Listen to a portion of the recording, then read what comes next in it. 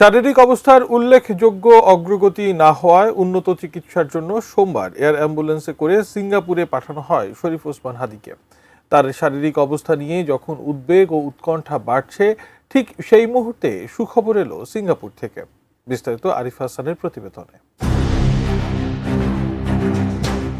গত 12 ডিসেম্বর জুমার নামাজ শেষে রিকশায় করে হাইকোর্ট এলাকায় যাওয়ার পথে রাজধানীর বিজয়নগর এলাকার বক্স কালভার্টে দুর্বৃত্তদের হামলার শিকার হন ইনকিলাব মঞ্চের মুখপাত্র শরীফ ওসমান বিন হাদী। মোটরসাইকেলে আসা দুই ব্যক্তি খুব কাছ থেকে তার মাথায় গুলি করে দ্রুত পালিয়ে যায়।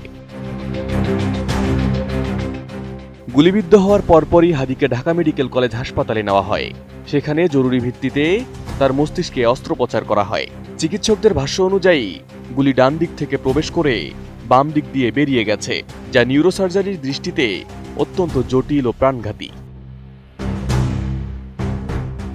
ঢাকা মেডিকেলে প্রাথমিক অস্ত্রোপচারের পর উন্নত আইসিইউ সাপোর্টের জন্য হাদীকে ঢাকার এভার কেয়ার হাসপাতালে ভর্তি করা হয়।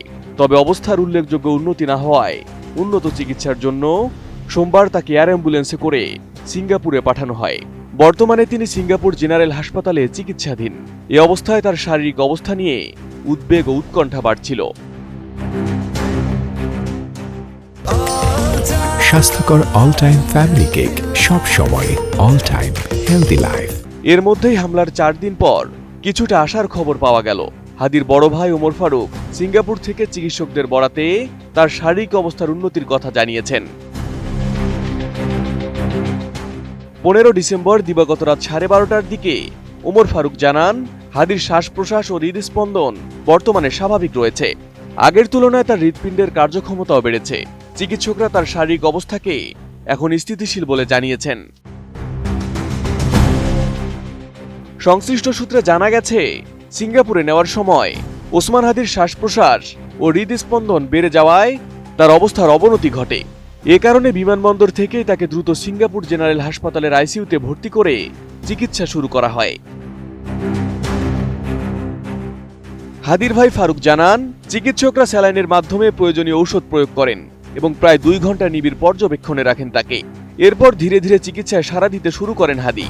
তার শ্বাস প্রশ্বাস ও হৃদস্পন্দন স্বাভাবিক হয়ে আসে এবং হৃৎপিণ্ডের কার্যক্ষমতা আগের চেয়ে উন্নত হয়। তিনি আরও জানান, হাদীর শারীরিক অবস্থা স্থিতিশীল হওয়ার পর তার জন্য প্রয়োজনীয় সব ধরনের গুরুত্বপূর্ণ স্বাস্থ্য পরীক্ষা সোমবার দিবাগত রাতে সম্পূর্ণ করা হয়েছে। বর্তমানে তাকে বিশেষায়িত আইসিইউতে রাখা হয়েছে। এদিকে মঙ্গলবার পরীক্ষার রিপোর্ট পাওয়ার পর চিকিৎসকরা জানিয়েছেন, হাদীর অবস্থা এখনও সংকটাপন্ন।